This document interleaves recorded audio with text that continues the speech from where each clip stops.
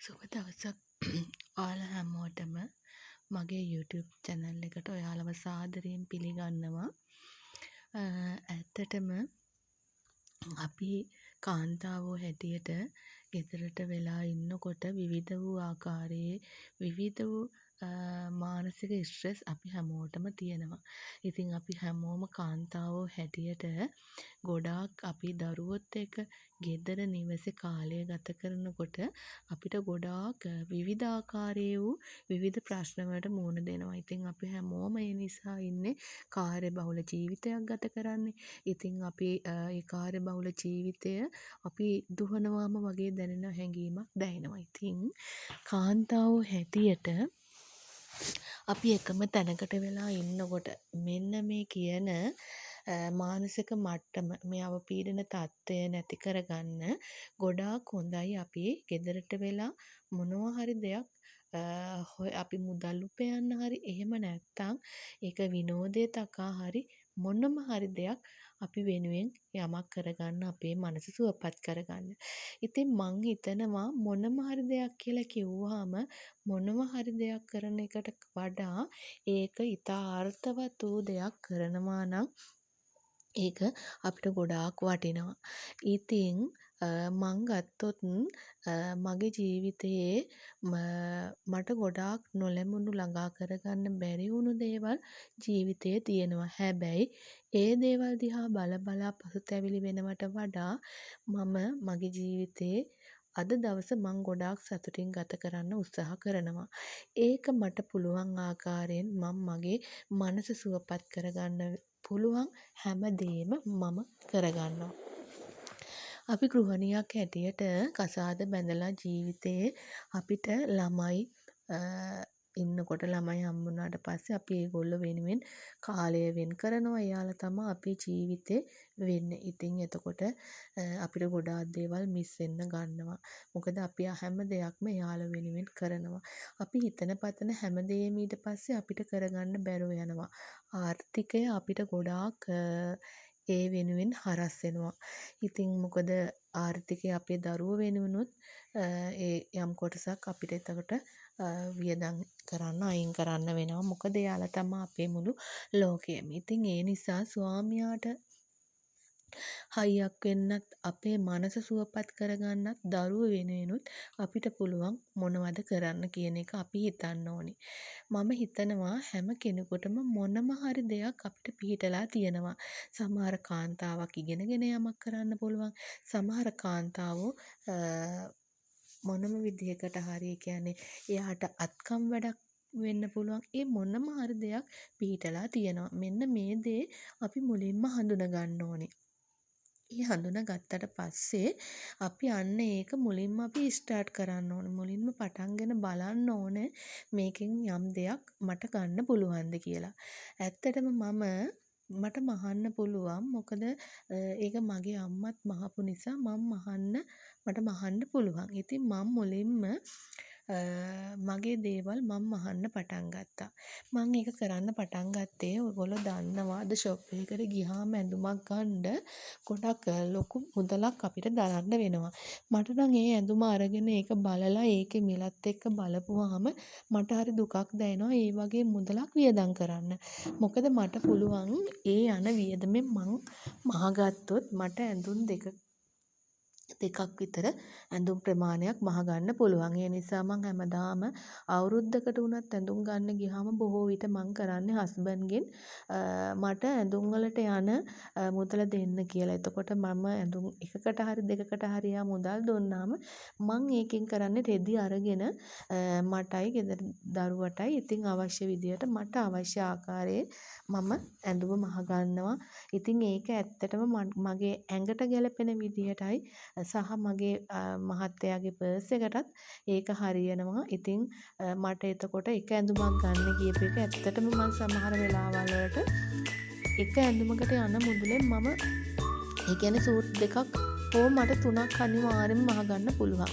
ඒක අපි කරගන්නේ කොහොමද කියන එක ඔයගොල්ලෝ ටික කාලයක් යනකොට ඇඳුම් රෙදි ගන්න ගියාම ඒත් එක ගනුදෙනු කරනකොට ඒ අත්දැකීම් වෙනකොට ඔයාලට තේරෙනවා කොහොමද එහෙම කරන්න කියන එක පිළිබඳව. ඉතින් අපි ඒ ඕනම දෙයක් කරලා බලන්න ඕනේ. ඇත්තටම ගෙදරක ඔයාලට මැෂිමක් තියාගෙන ඒක කරන්න පුළුවන් නම් ඒක ගොඩාක් වටිනවා. මම හිතන්නේ එහෙම කරන එක සෑහෙන වටිනවා.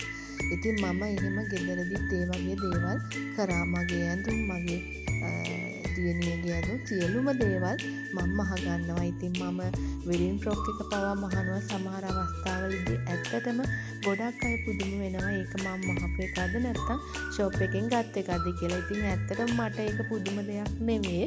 මොකද මම දන්නවා ඒක කොහොමද ඒකට මහා ලොකු දෙයක් කරේ නැහැ. නමුත් පුංචි අයිටම් ටිකක් ඒකට එකතු කරගත්තාම ඒකේ වටිනාකම වැඩි වෙනවා. ඉතින් ඒක කරන්න අපි නිර්මාණශීලී වෙන්න ඕනේ. ඉතින් දැන් මං අද ඔයාලට මං මේ කියන්නේ මම අද ඇත්තටම මේ බෙඩ් ෂීට් එකක් මහන්නේ. ඉතින් මම ඒක කරන අතරේ මම පටන් ගත්තා ඒක මගේ මුදල් ඉතුරු වෙන වැඩක්නේ.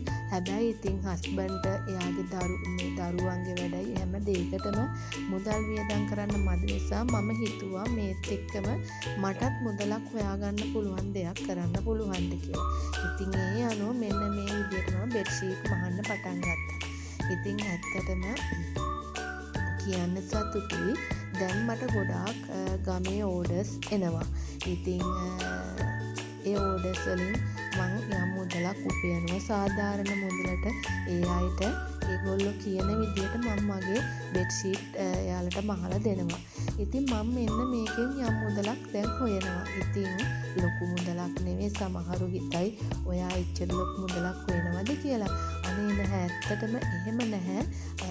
නමුත් මං ඒකෙන් පුංචි මුදලක් වුණත් මං ඒකෙන් ගොඩාක් සතුටු වෙනවා. මොකද ඇත්තටම ඒ කාලේ මට ළමයින්ගේ වැඩත් එක්ක ඒ වගේම ගෙදරටම එකම ආකාරයෙන් ඉන්නකොට ඔයගොල්ලෝ හැමෝටම තියෙන දෙයක් ඒ ස්ට්‍රෙස් එක මං හිතන්නේ පැහැදිලි කරන්න ඕනේ කාන්තාවක් වුණාම නොපෙන්නා හිටියට අපි හැමෝටම ওই ස්ට්‍රෙස් එක තියෙනවා. ඉතින් ওই ස්ට්‍රෙස් එක තියෙනවා කියලා ඕක දිහාම ඕකම අල්ලගෙන ඉන්නවට වඩා මට හිතුණා මම මොනවා හරි දෙයක් කරන්න ඕනි කියන එක. ඉතින් ඇත්තටම දරුවන්ගේ වැඩ, පාසල් වැඩ යාළගේ ඒවත් එක්ක කාර්යබහුල වැඩි. හැබැයි ඒත් මගේ මනස හරිම සුවපත්. මම දාන්නේ නැහැ කාලයවත් යනවා. ඉතින් කවුරු හරි කෙනෙක් මගෙන් බෙඩ් ෂීට් එකක් ඉල්ලලා ඒක මුදලක් ගත්තාම මට ඒක හරි සතුටක් දැනෙනවා. ඒ කෙනත් ඒක අරගෙන කියනවා ඔයාගෙන් මම බෙඩ් ෂීට් එක ඇත්තටම හොඳයි, ලස්සනයි, ගොඩක් අඩුවට ගත්තා කියලා කියනකොට මට තවත් ඒක ලොකු සතුටක් දැනෙනවා. ඉතින් ඒ නිසා මං ඔයාලටත් කියන්නේ ගොඩාක් හීන දකින්න. හැබැයි ඒ හීන හැබෑ කරගන්න පුළුවන් වෙන්න මුලින්ම ස්ටාර්ට් එකක් දෙන්න. මොනවා හරි ඔයා දන්න ඕනම දෙයක් ඔයා නොහිතන විදියට ජීවිතයේ සාර්ථකත්වය ලබන්නට ඒක පාර කියන්න වෙනවා පුළුවන්. ඉතින් ඇත්තටම මම ගෙදර රෙදි මහන ගමන් මට හිතුණා මොනවා හරි ආදායම් මාර්ගයක් කරගන්න පුළුවන් දෙයක් කරන්න. ඉතින් ඒ අනුව මං නිකමට වගේ බෙඩ් ෂීට් ගෙනල්ලා මහන්න ගත්තා. ඉතින් ගමේ අය මට ඊට පස්සේ එක දෙක මහන්න ඒක දුන්නා. මම ඇත්තටම මේ ගොඩක් ගමේ අයගේ රෙදි මැහුවේ ඇඳුම් ඒගොල්ලන්ගේ. නමුත් මට දරුවන්ගේ වැඩත් එක්ක ඒක හරියට කළමනාකරණය කරගන්න ටයිම් මදි නිසා මට නිකන් ඉන්නත් බෑ. ඒ නිසා මට කරන්න හැකි දෙයක් විදියට මම තෝරගත්තා බෙඩ් ෂීට් මහනවා වගේ දෙයක්. ඉතින් මොකද ලොකු වගකීමක් ඇත්තටම හරියට මිනුමට හරි පිළිවෙලට වෙලාවට දෙන්න ඕන කුලී ඇඳුම් මහනකොට. ඉතින් ඒක ටිකක් මට කරන්න අමාරු නිසා මම අතෑරියේ නැහැ. මොනම හරි දෙයක් කරන්න ඕනි කියන අරමුණින් මේ විදියට බෙඩ් ෂීට් මහන්න ගත්තා. ඉතින් ලස්සනම බෙඩ් ෂීට් මැටීරියල් ගොඩාක් ගෙනල්ලා දැන් ඇත්තටම ගොඩක් ගමින් ඕඩර්ස් තියෙනවා. මෙන්න මේ මැටීරියල් එක ෆුල් කොටන් මැටීරියල් එක පුංචි ළමයිට ගොඩාක් හොඳ මැටීරියල් එකක්. ඉතින් මේ වගේ ඔයාලත් බලා ඉන්නේ නැතුව අදම පටන් ගන්න මොකද්ද කරන්න ඕනි කියන දේ ඔයාලා අදම තීරණය කරන්න. YouTube එක බලනවා, Facebook බලනවා. මම හිතන්නේ අද ගොඩාක් සමාජ මාධ්‍ය ජාලාව පරිහරණය කරන කාන්තාවෝ බොහොමයක් ඉන්නවා. ඉතින් ඒක දිහා බලා ගොඩාක් කාලය අපි අපතේ යවනවට වඩා ඒකෙන් මොනවා හරි දෙයක් කරන්න උත්සාහ කරන්න හිතුවත් ඒක කරන්න බැරි නෑ. නැති දේ ගැන හිතන්න එපා. ඒක මුලින්ම ඕන කෙනෙකුට එනවා අනේ මට මේක නැහැ මට ලස්සන ගෙයක් මට හොඳ ෆෝන් එකක් ඉතින් එහෙම අපි හිතා ඉන්න ඕනේ නැහැ තියෙන දේෙන් පුළුවන් අපිට ලොකු වැඩක් කරගන්න. ඉතින් මහනවා කියන එක ඇත්තටම ඒක අමාරු දෙයක් නෙවෙයි. හැබැයි අපි ඒක හොඳට කල්පනා කරන්න ඕනේ. මුලින්ම ඉස්සර වෙලාම අපි තමන්ගේ දෙයක් මහන්න පටන් ගන්න. මං නම් කියන්නේ ඔයාලා කවදාවත් උත්සාහ කරන්න එපා පිටින් රෙදි අරගෙන අඳින්න ගන්න. නමුත් ගෙදරට හරි ස්ටාර්ට් එකක් විදිහට ඔයාලා ගෙදරට අඳින ඇඳුම හරි ඔයාලා මහගන්න බලන්න. දැන් අපි ගෙදරට පහසුවට අඳින ඇඳුමුත් අපි කඩෙන් ගන්නවා. ඔයාලා රෙදි කෑල්ලක් 400ට 500ට අරගෙන තව ඒ ගවුමට මැහුම් කොලිත් දෙන්න ඕනේ. ඊට පස්සේ අපි ඒක අඳින්නේ ගෙදරට. ඉතින් අනේ ඔයාලට පුළුවන් ඒක අරගෙන ඇත්තටම YouTube එකේ ඕන තරම් මැහුම් තියෙනවා. ඒක ලොකුවට මැහුම් ගැන හිතන්න එපා.